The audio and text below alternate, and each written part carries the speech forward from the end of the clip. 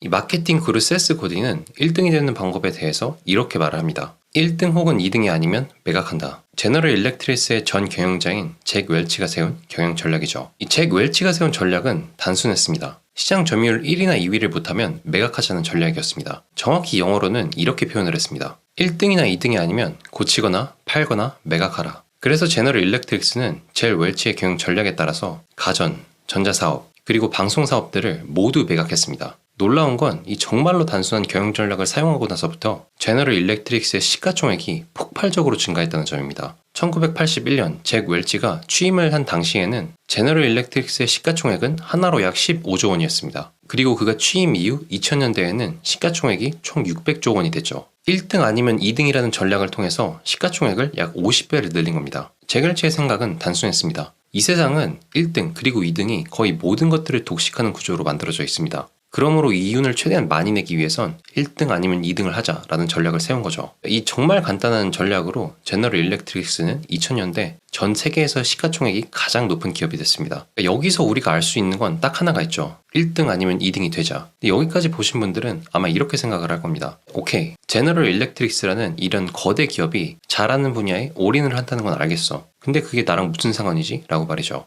그럼 이제부터 여러분과 제가 1등이 될 수 있는 방법에 대해서 말을 해보겠습니다.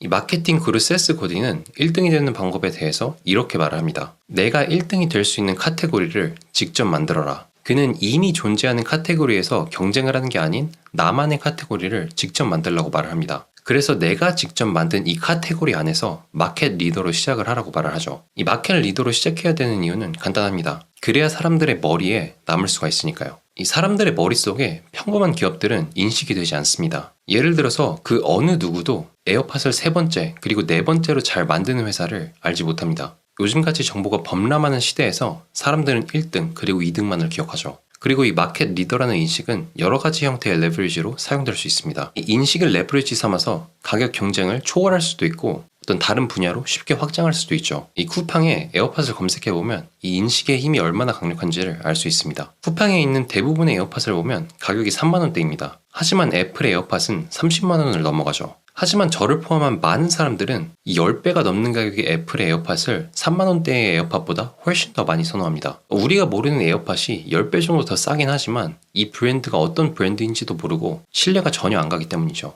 그래서 이 1등이라는 인식이 가격 경쟁을 초월시켜준 거죠. 그리고 이 인식은 확장을 할 때도 도움이 됩니다. 예를 들어서 카카오톡은 무료 문자 서비스로 시작을 했습니다. 근데 지금 보면 카카오티, 카카오뱅크, 카카오페이 등 온갖 분야로 문어발식 확장을 하고 있죠. 그래서 이미 카카오톡이라는 대한민국에서 가장 큰 홍보 채널 그리고 브랜드 이미지를 갖고 있기 때문에 이 인식을 레버리지로 써서 온갖 것들, 온갖 분야에 확장을 하고 있는 거죠. 영상 후반에 아마존에 대해서도 설명을 하겠지만 대부분의 성공한 거대 기업들은 마켓 리더로 시작을 합니다. 처음부터 이미 존재하는 카테고리에서 경쟁을 하는 게 아닌 작은 시장의 리더로 시작을 하죠. 그리고 그 작은 시장의 마켓 리더가 돼서 점점 다른 분야로 확장을 합니다. 이런 이유 때문에 여러분과 저는 나만의 카테고리를 만들고 그 카테고리 안에서 마켓 리더로 시작을 해야 됩니다. 이 시장이 아무리 작더라도 말이죠. 그래야 사람들의 인식에 남을 수 있으니까요.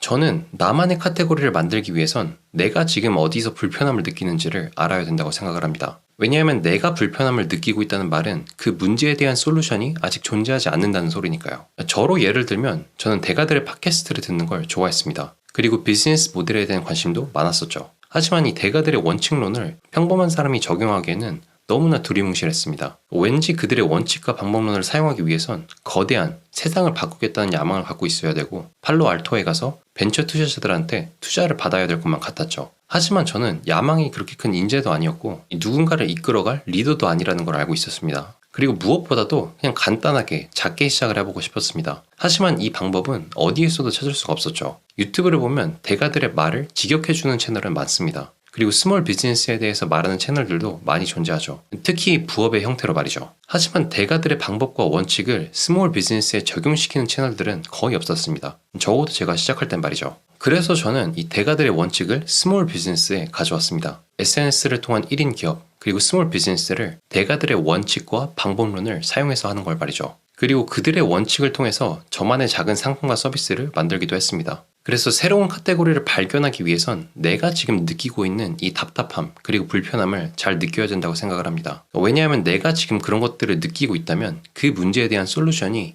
지금 이 세상에 없다는 소리와 똑같으니까요. 그럼 그 마켓이 나만의 카테고리가 되는 거죠. 물론 나만의 카테고리를 만든다고 해서 끝은 아닙니다. 이 카테고리 안에서 1등이 되기 위해선 내 모든 걸 쏟아부어야 하죠. 우리가 아는 아마존은 이 세상의 모든 책을 판매한다는 목표로 시작을 했습니다. 이 회사명을 아마존이라고 지은 것도 그 때문이었죠. 아마존이라는 밀림이 이 세상에서 가장 다양한 생태계를 포함하고 있으니까요. 그래서 아마존은 자신들의 목표를 이루기 위해서 자신들이 번 이 모든 돈을 재투자를 했습니다. 그래서 처음엔 잉그램 북그룹이라는 미국 내에서 가장 큰 책 도매업체와 파트너십을 맺었죠. 그리고 그렇게 벌어들인 돈을 모두 재투자를 해서 마켓플레이스라는 개인이 다른 개인과 교환을 할 수 있는 시스템을 만들었습니다. 그래서 이 마켓플레이스를 통해서 개인이 갖고 있는 중고 희귀책을 다른 사람들이 살 수 있게 만들었죠. 이런 끝없는 재투자 때문에 아마존은 7년 동안 적자 상황에 놓였었죠. 하지만 덕분에 이 세상에서 가장 다양한 책을 팔 수 있는 회사로 거듭이 났습니다. 그리고 현재는 이 세상에 있는 거의 모든 물품들을 다루는 회사가 됐죠. 그래서 사람들의 인식에 남기 위해선 나만의 카테고리를 만들어야 됩니다. 그게 메시지가 됐든 어떤 실제 상품이 됐든 말이죠. 그렇게 작은 시장에서 마켓 리더로 시작하면 사람들은 여러분과 저를 인식하기 시작할 겁니다.